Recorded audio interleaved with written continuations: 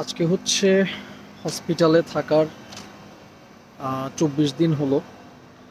So এই ২৪ দিন পার করার পর যেটা রিয়ালাইজেশন আসলো, আসলে ২৪ দিনে যে রিয়েলাইজেশনটা এসছে সেটা হচ্ছে এরকম যে আসলে আমরা যখন ভালো থাকি, আমাদের ফ্যামিলি মেম্বাররা যখন ভালো থাকে, আমরা বাসায় অবস্থান করি, আমাদের মাথার উপরে নিজেদের যে ছাদটা সেটা থাকে, ঘরে আজকের দিনের খাবার থাকে এবং বাসার সবাই সুস্থ থাকে। এটা আসলে পৃথিবীর সবচাইতে মানে এটুকু যার আছে সে হচ্ছে আসলে পৃথিবীর সবচাইতে ধনী ব্যক্তি। এখান থেকে যখন একটা জিনিস সরে যায় তখনই কিন্তু আমাদের অ্যাকচুয়াল মানে যেটাকে সত্যিকারের অভাব বলে ওটা শুরু হয় বলা যায়। তো রিয়ালাইজেশনটা হচ্ছে যে আমাদেরকে যখন আল্লাহ সুবহানাহু ওয়া তাআলা ভালো রাখেন, অর্থাৎ বাসার সবাই সুস্থ থাকে, মাথার উপর একটা ছাদ থাকে, নিজের ছাদ থাকে এবং এরপর একদিনের খাবার থাকে, তখন আমরা এটা রিয়ালাইজ করি না এবং আমরা আমাদের সময়টাকে নষ্ট করি, আমরা আমাদের জীবনটাকে নষ্ট করি।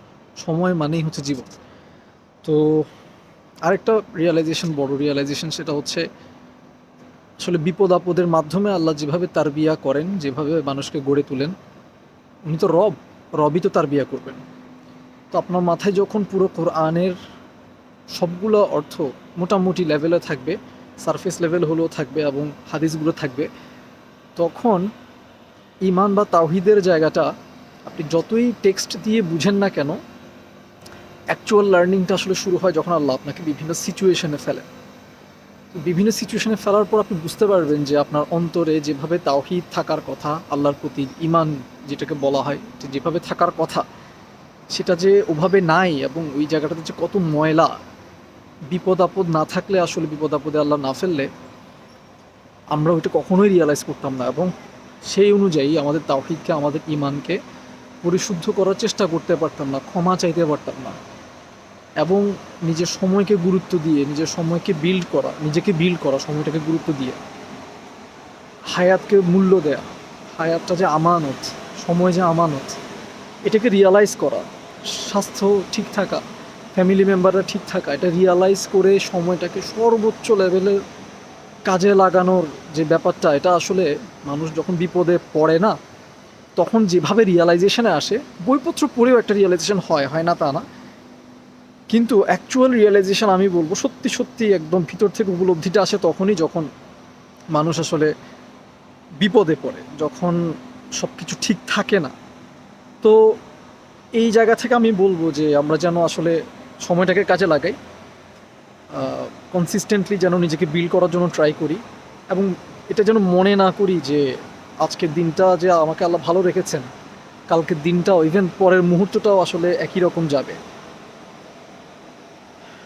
তো আমি যদি একদম শেষ করতে যাই, শেষ মেসেজটা হচ্ছে সময়টাকে যেন আমরা গুরুত্ব দিই, সময়টাকে যেন খুব গুরুত্ব দিই। আমরা এই দিকে উস্তাদ নাসির শাহরুখ এবং শেখ আহমদুল্লাহ সাহেব, ওনাদের দিকে তাকাতে পারি। ওনাদের যে কনসিস্টেন্সি, ওনাদের যে কাজগুলো, ওনারা যে ধারাবাহিকভাবে গত অনেক বছর ধরে কাজগুলো করেছেন, এই কাজগুলোর দিকে যদি আমরা তাকাই, আমরা বুঝতে পারবো যে আসলে আমাদের কিভাবে কাজ করা উচিত, সময়কে কিভাবে কাজে লাগানো উচিত, কিভাবে সাদাকায়ে দাঁড়িয়া হোক কিংবা নিজেকে বিল্ড করা হোক, নিজের তাওহীদ, নিজের ঈমানকে ঠিক করা হোক, এই জায়গাটাতে কী পরিমাণ সিরিয়াস হওয়া উচিত, এই শিক্ষাটা আমার মনে হয় আমাদের এখনই নেওয়া উচিত।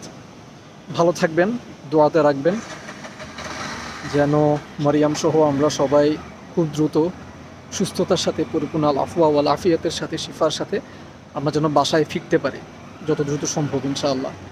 আপনাদের প্রত্যেকের দোয়ার জন্য আমি আপনাদের প্রতি প্রচণ্ড কৃতজ্ঞ। আল্লাহ আপনাদের প্রত্যেকের দোয়াকে কবুল করুন, আপনাদের প্রত্যেকের ফ্যামিলি মেম্বারকে পরিপূর্ণ আল আফওয়া ওয়াল আফিয়াতের সাথে রাখুন। আমিন। জাযাকুমুল্লাহু খাইরান সবাইকে।